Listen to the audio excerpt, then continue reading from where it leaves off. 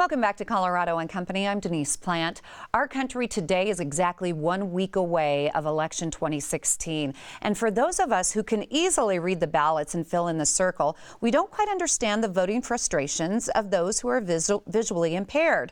And that's where the Colorado Talking Book Library can help. With the details, I'm happy to welcome Debbie McLeod and also Tyler Kottman. Welcome to the show. Well, thanks for having us. First off, Debbie, give me a quick overview of what's offered and available at the Colorado Talking Book Library. Well, for people who can't read standard print, we provide audio, braille, and large print books, keeping them connected to reading, adventure, and stories. Are there any other alternative ways for those who are visually impaired to learn more about this year's election?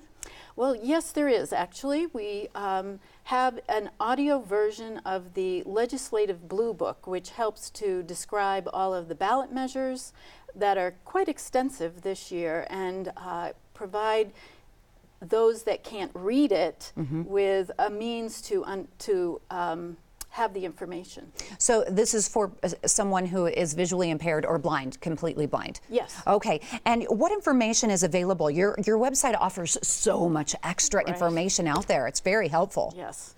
Well, we have the PDF version and the MP3 version of the audio, the Blue Book, and we will have this afternoon posted the voting rights of individuals with disabilities, and we'll have that in PDF and audio. So and that's available this afternoon? Yes. Okay, yes. Tyler, now you are the studio director. Correct, yes. Tell me how you go about creating what you call the Blue Book. So we create the audio version of the Blue Book. So the Blue Book is that voter guide that everybody gets in the mail at the beginning of October every year. So we coordinate with the Legislative Council who put the Blue Book together. So they send us, when they get the print version finished, they send me a digital version, usually about the second or third week of September.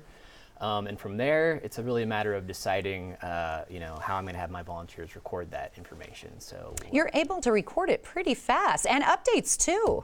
Right. Yeah. So and we have we try to get it finished and posted by the time people start receiving the print one in the mail. So it is a pretty short window.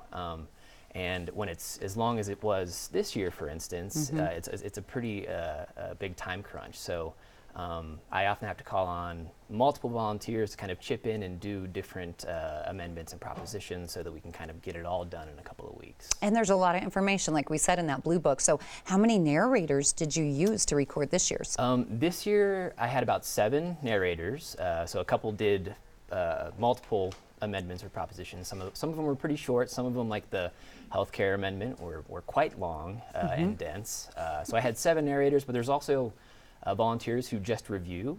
So once it's been recorded, they go through and make sure we didn't make any mistakes or misread anything. Gotcha. So that's a part of the process as well. Okay, and then it goes to all of the local election polls. How does it get transferred? So we actually just posted on our website. So we have the MP3 files that they can stream. Anybody who comes to our website can stream. Our patrons can get a special version on cartridge that they use with our special player. And then the Legislative Council also links to the audio files on our website, so it's mostly accessed that way. So Debbie, if somebody arrives or they have voting assistance already for November 8th election, but then they run into a little bit of trouble, what do you advise for them to do?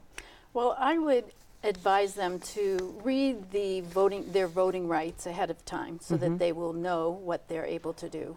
And then if they are presented with some problems at a voting place, then they should ask for the person who is running the voting polling place and resolve the issue.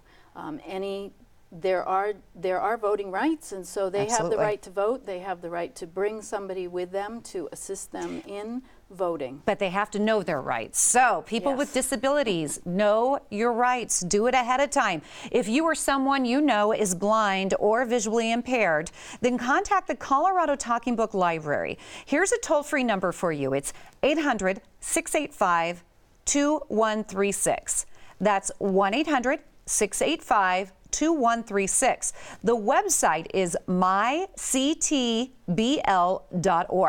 And another great resource to answer voting questions is easterseals.com. There's a 3-step checklist along with different groups offering support for those who are deaf, hard of hearing, and living with developmental disabilities.